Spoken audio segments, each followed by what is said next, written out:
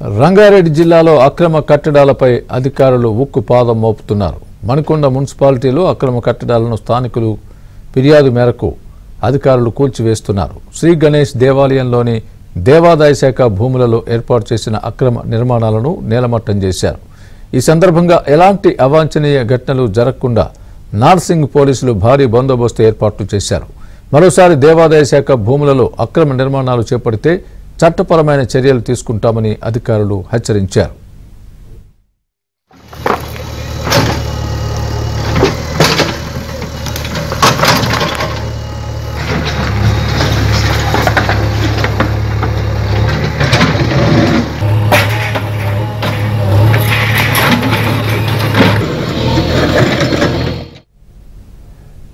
దేవుని భూమిని కూడా కాపాడలేకపోతున్నారని అధికారులపై స్థానికులు మండిపడుతున్నారు. గతంలో ఎన్నోసార్లు హెచ్చరించిన రియల్టర్ మాఫియా ఆగడాలకు అడ్డు అదుపు లేకుండా పోతోందని మండిపడ్డారు.